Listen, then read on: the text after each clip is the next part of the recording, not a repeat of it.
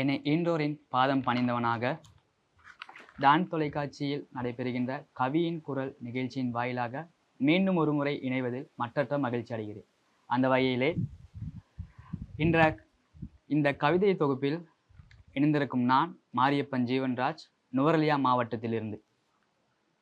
என்னுடைய முதலாவது கவிதையாக லயன் என்ற தலைப்பினை ஒத்ததாக, லயன் என்ற கருப்பொருளை கொண்டதாக அமைந்திருக்கின்றது. அந்த வகையிலே உங்கள் அனைவருக்கும் தெரியும், இலங்கையில் நகர குடியிருப்புகள் கிராம குடியிருப்புகளைப் போலவே தோட்ட குடியிருப்பு என்ற ஒன்றும் காணப்படுகிறது. அந்த தோட்ட குடியிருப்புகளிலே பிரதானமாக லயன் குடியிருப்புகளே முக்கியத்துவம் வகிக்கின்றது. ஆனால் இந்த லயன் குடியிருப்புகளானது அந்த மக்களுடைய வாழ்வாதாரத்தில் எவ்வளவு அழுத்தத்தையும் வலிகளையும் தந்து கொண்டிருப்பது என்பது பலருக்கு இங்கு தெரியாது. எடுத்துக்காட்டாக 2014ஆம் ஆண்டு ஆகஸ்ட் 29ஆம் தேதி பதுளை கொசுலந்த மீரியபத்த தோட்டத்திலே கிட்டத்தட்ட 38 உயிர்களானது மண்ணோடு மண்ணாய் புதைந்த போது இந்த உலகிற்கும் இலங்கைக்கும் அந்த லயன் குடியிருப்பினுடைய வலியும் ஆழமும் உணர்த்தப்பட்டது. அதனை கருத்தில் கொண்டே என்னுடைய இந்த கவிதையானது அமைந்திருக்கின்றது.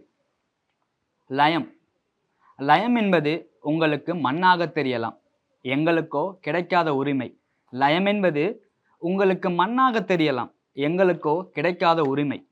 லயம் என்பது உங்களுக்கு கேலி கூத்துக்களும் தெருக்கூத்துக்களும், எங்களுக்கோ யதார்த்தம், அதுவே ரசனைக்குரிய வாழ்வியல். லயம் என்பது உங்களுக்கு பொழுதுபோக்கு, எங்களுக்கு 200 ஆண்டு வாழ்விடம். லயம் என்பது உங்களுக்கு அநாகரிகம், எங்களுக்கு அழிக்கப்படாத நாகரிகம். லயம் என்பது உங்களுக்கு அநாகரிகம், எங்களுக்கோ அழிக்கப்படாத நாகரிகம். லயம் என்பது உங்களுக்கு தொழிலாளர்கள், எங்களுக்கோ நாங்கள் முதலாளிகள். லயம் என்பது உங்களுக்கு ஒரு மையப்புள்ளி, எங்களுக்கு அதுவே தாயகம். லயம் என்பது உங்களுக்கு ஒரு மையப்புள்ளி, எங்களுக்கு அதுவே தாயகம். லயம் என்பது உங்களுக்கு சிறைக்கூடம், லயம் என்பது உங்களுக்கு சிறைக்கூடம், எங்களுக்கோ சுதந்திரமாக சுற்றித் திரியும் வானம், கடல், சமுத்திரம். லயம் என்பது உங்களுக்கு ஏமாளிகள் அப்பாவிகள், லயம் என்பது உங்களுக்கு ஏமாளிகள் அப்பாவிகள். ஆனால் நாங்களோ பலமுறை துரோகத்தால் வீழ்த்தப்பட்டவர்கள், பலமுறை துரோகத்தால் வெட்டப்பட்டவர்கள், பலமுறை துப்பாக்கிகள் கொண்டு சுடப்பட்டவர்கள். லயம் என்பதை வெறும் கதைகளாக நீங்கள் கேட்டிருக்கலாம், லயம் என்பதை வெறும் கதைகளாக நீங்கள் கேட்டிருக்கலாம். எங்களுக்கோ அது இரத்த வரலாறு, எங்களுக்கோ அது இரத்த வரலாறு, லட்சோப லட்ச உயிர்களின் தியாகம். லயம் என்பது உங்களுக்கு நாலடி வீடாக கூட தெரியலாம், எங்களுக்கு மாட மாளிகை. லயம் என்பது உங்கள் பார்வைக்கு பச்சை போர்வையாக இருக்கலாம், லயம் என்பது உங்கள் பார்வைக்கு பச்சை போர்வையாக இருக்கலாம், எங்களுக்கு அது ஒரு கிழிக்கப்பட்ட கருப்பு திரை. லயம் என்பது உங்களுக்கு இரைச்சலாகவோ இடைஞ்சலாக கூட தெரியலாம், லயம் என்பது உங்களுக்கு இரைச்சலாகவோ இடைஞ்சலாக கூட தெரியலாம், ஆனால் எங்களுக்கு அது ரீங்காரம். லயம் என்பது எங்களின் வாழ்வியல், அது எங்களின் கலாச்சார பண்பாடு, இருப்பியலுக்கான ஆதார சுருதி, இந்த நாட்டின் முதுகெலும்பு. லயம் என்பது எங்களின் வாழ்வியல், அது எங்களின் கலாச்சார பண்பாடு, இருப்பியலுக்கான ஆதார சுருதி, இந்த நாட்டின் முதுகெலும்பு. லயம் இந்த நாட்டின் முதுகெலும்பு என்பதை கூறிக்கொண்டு அடுத்து என்னுடைய இரண்டாவது கவிதையாக, இலங்கையில் பெரும்பாலும் பெரும்பான்மையினத்தின் ஆதிக்கங்களும் பெரும்பான்மையினத்தின் அடக்குமுறைகளும் கால ஓட்டத்தில் நாம் அன்று முதல் இன்று வரை பார்த்து கொண்டுதான் இருக்கிறோம், அனுபவித்து கொண்டுதான் இருக்கிறோம். அந்த வகையிலே இந்த கவிதையானது என்னுடைய அனுபவத்திலும் நான் பார்த்தவற்றை மாத்திரமே அடிப்படையாக கொண்டு இந்த கவிதையானது எழுதப்பட்டது. அதை உங்கள் முன் சமர்ப்பிக்கிறேன். அந்த வகையிலே கவிதையின் தலைப்பு நாட்புறமும் குடிபெயர்ந்து செல்லும் புத்தர். நாட்புறமும் குடிபெயர்ந்து செல்லும் புத்தர். எங்கும் துக்கத்திற்கு அடையாள சின்னமாய் விளங்குவது கருப்பல்லவா, எங்கும் துக்கத்திற்கு அடையாள சின்னமாய் விளங்குவது கருப்பல்லவா, ஏன் இங்கு மட்டும் ஒரு சேர ஓரஞ்சு நிறமாக மாறிப்போனது. வயிற்று பசியில் நொந்து சுமந்தெங்கும் வாழும் நூற்றாண்டில், வயிற்று பசியில் நொந்து சுமந்தெங்கும் வாழும் நூற்றாண்டில், சிலரின் சுகபோகத்திற்காக உடைந்து கிடக்கும் தேசத்தில், சிலரின் சுகபோகத்திற்காக உடைந்து கிடக்கும் தேசத்தில், இனவாத துண்டுகளை எங்கும் நட்டு வைத்து பாத செருப்புகளே படாத நிர்வாணமாய் கிடந்த நிலங்களில், இப்போதெல்லாம் சுதந்திரத்தை குலைத்து பூசி மொழுகும் நினைவு தூபுகளை அடக்குமுறையோடு நிறுவி அதற்கு புது வரலாறுகள் படைத்து எங்கும் பெரும்பான்மையின காற்றை திணிப்பதையா புத்தர் சொல்லித்தந்தார். சிலரின் சுகபோகத்திற்காக உடைந்து கிடக்கும் தேசத்தில் இனவாத துண்டுகளை எங்கும் நட்டு வைத்து பாத செருப்புகளே படாத நிர்வாணமாய் கிடந்த நிலங்களில் இப்போதெல்லாம் சுதந்திரத்தை குலைத்து பூசி மெழுகும் நினைவு தூபுகளை அடக்குமுறையோடு நிறுவி அதற்கு புது வரலாறுகள் படைத்து எங்கும் பெரும்பான்மையின காற்றை திணிப்பதையா புத்தர் சொல்லித்தந்தார். அங்கே விழிகள் சிந்திய அருவிகள் வற்றி உலர்ந்து போவதற்கு முன்னே வற்றி உலர்ந்து போவதற்கு முன்னே காயம் சுமக்கும் நிலங்களில் நிலம் மட்டுமே கருணை கொண்டிருந்த வடக்கில் தேசியம் போர்த்தி கொண்டிருக்க இவர்களின் அற்ப இன நல்லிணக்கத்தின்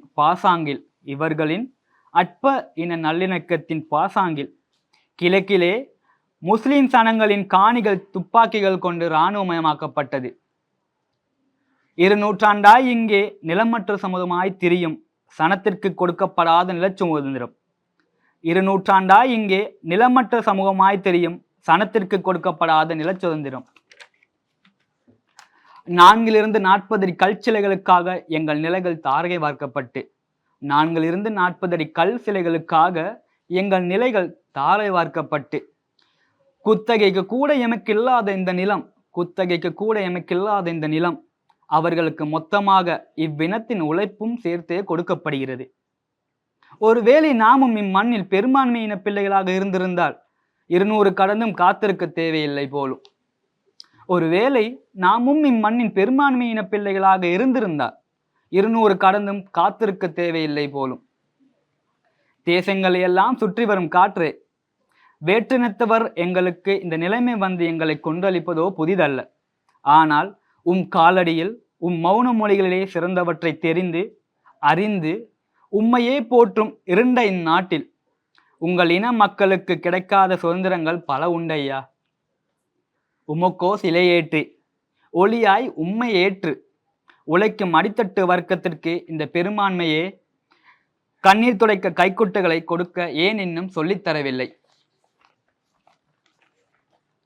இங்கே உங்களின் சீடர்களுக்கு இதுவரை யாரின் அழுக்குறல்களும் ஓலங்களும் பிதற்றல்களும் சிறுபான்மையின பதற்றங்களும் செவிகளை எட்டவே இல்லை, எட்டப்போவதும் இல்லை. இங்கே உங்களின் சீடர்களுக்கு இதுவரை யாரின் அழுக்குறல்களும் ஓலங்களும் பிதற்றல்களும் சிறுபான்மையின பதற்றங்களும் செவிகளை எட்டவே இல்லை, எட்டப்போவதும் இல்லை. உலோகத்தகடுகளில் இவர்களின் வரலாற்றை பொறிக்க வேண்டும். காவி வேட்டிகள் பறக்க வேண்டும். பிற இனத்தின் எச்சங்கள் இவர்களின் வரலாறுகளாக மலர வேண்டும். உயர்ந்த மலைகளிலும் நகரங்களிலும் பெரிய பாறைகளிலும் ஏன் சிறிய முச்சந்திகளிலும் கூட கால்களை மடக்கி கொண்டோ நின்று கொண்டோ புது வரலாறை படைக்க கட்டப்பட்டு கொண்டிருக்கிறார் புத்தர். ஐயா, பெயர் கொண்டு அத்தனை அராஜகமும் இங்கே அரங்கேண்டிக் கொண்டிருக்கிறது. ஐயா, பெயர் கொண்டு இங்கே அத்தனை அராஜகங்களும் நடந்தேறிக் கொண்டிருக்கிறது. இதை நீங்கள் கற்பிக்கவில்லை என்று நாம் அறிவோம். மோகன புன்னகையில் மூழ்கியிருக்கும் பின்தொடர் சமூகத்திற்கு எப்போது புரிய போகிறது உம்முடைய சிரிப்பின் அர்த்தமும் போதனைகளின் ஆழமும்? புன்னகைக்கு பின்னால் உள்ள அமைதியின் பொருள் புரியவில்லை. உங்களுடன் சேர்ந்து சிரிக்கவும் இந்நாட்டில் சுதந்திரமில்லை. நீங்கள் எங்களுடன் சேர்ந்து அழுவதற்கும் அனுமதி இல்லை. புன்னகைக்கு பின்னால் உள்ள அமைதியின் பொருள் புரியவில்லை. உங்களுடன் சேர்ந்து சிரிக்கவும் இந்நாட்டில் சுதந்திரமில்லை. நீங்கள் எங்களுடன் சேர்ந்து அழுவதற்கும் அனுமதி இல்லை. அந்த வகையிலே இன்று எங்களுடைய கவிதையினை உலகிற்கு பறைசாற்றுவதற்காக வாய்ப்பினை வழங்கிய டான் தொலைக்காட்சிக்கும் எங்களை இவ்வளவு தூரம் வழிநடத்திய விரிவுரையாளர் ஜெயலட்சுமி உதயகுமார் மேடம் அவர்களுக்கும் எங்களை இந்நிகழ்வில் பங்கு பெற்றுவதற்காக அனுமதியினை அளித்த எங்கள் கல்லூரியின் பீடாதிபதி அவர்களுக்கும் இந்த நேரத்திலே நன்றிகளை தெரிவித்துக் கொண்டு மீண்டும் ஒரு கவியின் குரல் வாயிலாக இணையும் வரை உங்களிடம் விடைபெறுவது மாரியப்பன் ஜீவன்ராஜ். நன்றி, வணக்கம்.